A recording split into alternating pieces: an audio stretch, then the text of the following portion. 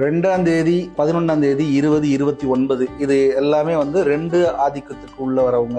இவங்க வந்து யாரால ரூல் பண்ணப்படுறாங்கன்னா இவங்க சந்திரன் சொல்லக்கூடிய அந்த பிளானட்டால ரூல் பண்ணப்படுறாங்க. ஸோ இந்த சந்திரன் அப்படின்னாவே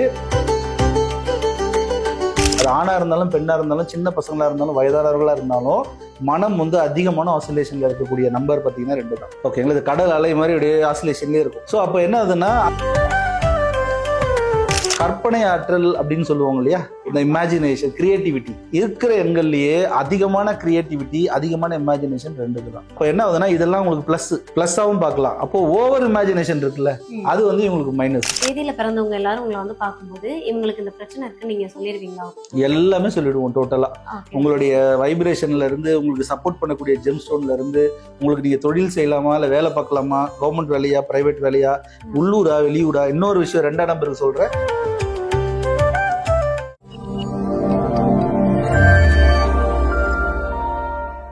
சரி, இப்போ வந்து நீங்க வந்து ஃபர்ஸ்ட் எபிசோட்ல நிறைய விஷயங்கள் வந்து நம்ம நேயர்களுக்காக வாழ்வியலையும் எண் கணிதத்தையும் தொடர்பு பேசுறீங்க. இப்போ வந்து அடுத்ததா பாத்தீங்க அப்படின்னா 2ஆம் தேதியில பிறந்தவங்க, அடுத்ததா பாத்தீங்க அப்படின்னா 11ஆம் தேதியில பிறந்தவங்க, அதுக்கப்புறமா பாத்தீங்கன்னா 20ஆம் தேதி 29ஆம் தேதி இந்த தேதியில பிறந்தவங்களுடைய குணாதிசயங்கள் எப்படி எல்லாம் இருக்கு, இவங்க என்னென்ன மாதிரியான துறைகள்ல சக்சஸ் ஆவாங்க. 2ஆம் தேதி 11ஆம் தேதி 20 29 இது எல்லாமே வந்து 2 ஆதிக்கத்துக்கு உள்ள வரவங்க. இவங்க வந்து யாரால ரூல் பண்ணப்படுறாங்கன்னா இவங்க சந்திரன் சொல்லக்கூடிய அந்த பிளானட்டால ரூல் பண்ணப்படுறாங்க. ஸோ இந்த சந்திரன் அப்படின்னாவே மனம் சம்பந்தப்பட்டதுன்னு அர்த்தம். சரிங்களா? ஸோ அப்போ இதை என்ன சொல்லுவாங்கன்னா இவங்க வந்து மனம் சம்பந்தப்பட்டக்காரர்கள். இவங்க வந்து மனதுக்கு மட்டும்தான் நிறைய வேலை கொடுப்பாங்க, மனதுக்கு மட்டும்தான் ப்ரியாரிட்டி கொடுப்பாங்களே தவிர அதிகமாக புத்திக்கு கொடுக்க மாட்டாங்க. அப்ப என்னன்னா கலைத்தன்மை, கலை ரசனை, கலை ஆர்வம் அதிகமா இருக்கக்கூடியவங்க வந்து 2. ஆணா இருந்தாலும் பெண்ணா இருந்தாலும் ரசிக்கக்கூடிய தன்மை அதிகமா இருக்கும். இதுல வந்து பெரும்பாலும் பாத்தீங்கன்னா இவங்க மனம் சம்பந்தப்பட்டவங்க இல்லையா, அதனால இவங்க வந்து தன்னம்பிக்கை குறைவா காணப்படும். ஆனா ஏதாவது ஒரு விஷயத்துல அவங்க வந்து ஜெயிச்சுட்டாங்கன்னு வச்சுக்கோங்களேன், இவங்கள மாதிரி ஒரு தன்னம்பிக்கையை வேற எங்கேயுமே பார்க்க முடியாது. ஆனா அவங்களுக்கு ஒரு புஷ் வேணும், யாராவது ஒருத்தர் வந்து அவங்களுக்கு சப்போர்ட் வேணும். சரிங்களா? அந்த மாதிரி சப்போர்ட் இருந்துச்சுன்னா அவங்க டெவலப்மெண்ட் ஆக ஆரம்பிச்சிருவாங்க. ஏன் சப்போர்ட் வேணும், ஏன் ஒரு குரு வேணும் அப்படின்னு சொல்றேன். அவங்களுக்கு வந்து ஒரு குருவோ ஒரு வழிகாட்டியோ யாராவது ஒருத்தர் கண்டிப்பா வேணும். இருந்தாங்கன்னா அவங்களோட குரோத்தை வந்து யாராலையும் தடுக்க முடியாது.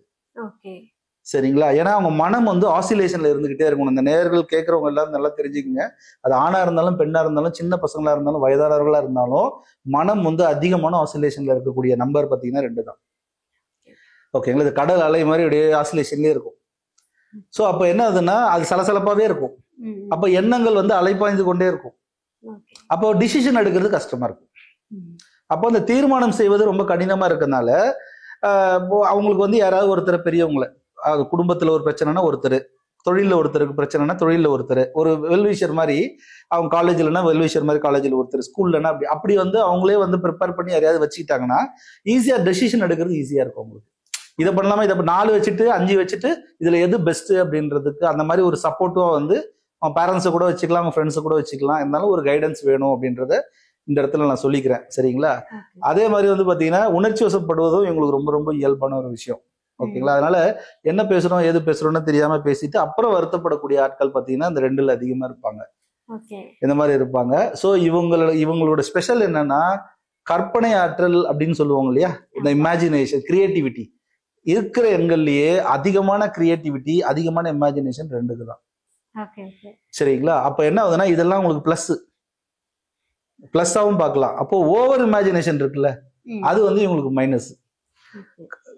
அதாவது வானத்திலேயே அப்படியே அந்தரத்திலேயே கோட்டை கட்டுவாங்கன்னு சொல்லுவாங்கல்ல, அது வந்து 2க்கு மட்டும் தான் சாத்தியம். அப்படியே கோட்டை அப்படியே ஜொலிக்கும் அப்படியே மேல அப்படியே. ஆனா அந்த அளவுக்கு வந்து அவங்களோட கிரியேட்டிவிட்டி அதிகமா இருக்கும்.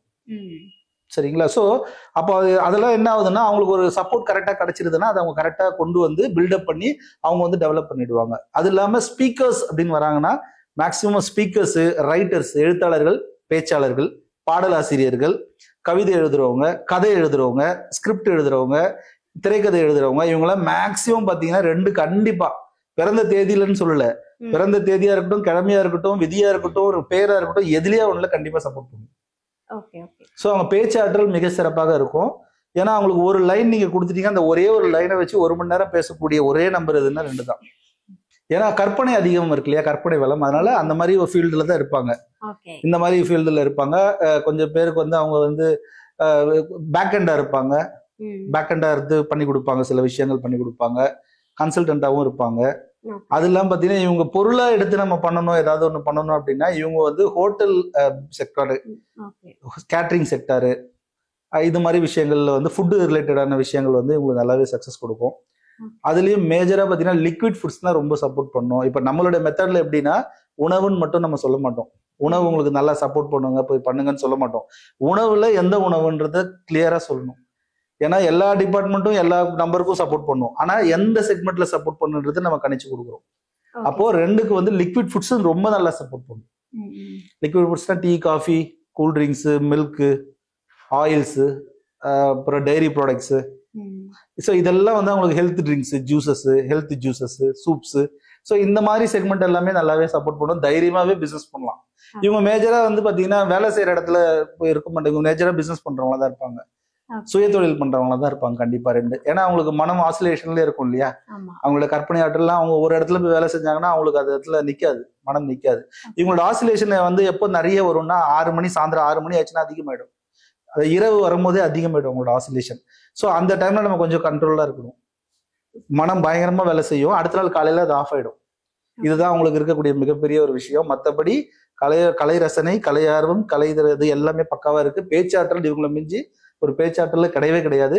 பேச்சின் மூலயமா சம்பாதிக்கணும்னு நேயர்கள் யாராவது 2, 20, 11, 29 இருந்தீங்கன்னா பேச்சிலேயே சம்பாதிக்கணும் அப்படின்னா 2 இருந்தா நீங்க பேச கத்துக்கிட்டீங்கன்னா போதும். பேச்சு உள்ள புள்ள இது வந்து வாயுள்ள இல்ல, பேச்சு பேசினா காசு வரும். 2க்கு நான் சொல்றது ஸ்பெஷல் என்ன, பேசினா காசு வரும். என்ன பேச போறீங்க, எப்படி பேச போறீங்க அப்படின்றது தெரிஞ்சுக்கிட்டு பேசினீங்கன்னா அதான் ஸ்பீக்கர்ஸ்ன்னு சொல்லிட்டேன் இல்லையா, அந்த மாதிரிலாம் அவங்களால தாராளமா பண்ண முடியும். இவங்களுக்குலாம் வந்து கொஞ்சம் ஒரு குளுமையான உடல் தான் இருக்கும், இவங்களுக்கு குளுமையான உடல் தான் இருக்கும். ஸோ அப்போ வந்து ஹீட் பாடியா அந்த அளவுக்கு இருக்காது. இவங்களுக்கு இஷ்யூஸ்ன்னு வந்துச்சுன்னா அந்த சிறுநீரகம் சம்மந்தப்பட்ட இஷ்யூஸ், வயிறு சம்மந்தப்பட்ட இஷ்யூஸ் தான் இவங்களுக்கு வர்றதுக்கான வாய்ப்பு. அதாவது கிட்னி ஆறு ஸ்டொமக்கு, இன்டைஜஷன் அந்த மாதிரி விஷயங்கள்லாம் வர்றதுக்கான வாய்ப்புகள் இருக்கு. மேஜரா கிட்னி தான் வாய்ப்புகள் இருக்கு. ஏன்னா அது தண்ணீர் சம்பந்தப்பட்டது. இந்த தேதியில பிறந்தவங்க எல்லாரும் உங்களை வந்து பார்க்கும்போது இவங்களுக்கு இந்த பிரச்சனை இருக்குன்னு நீங்க சொல்லிடுவீங்களா? எல்லாமே சொல்லிடுவோம் டோட்டலா.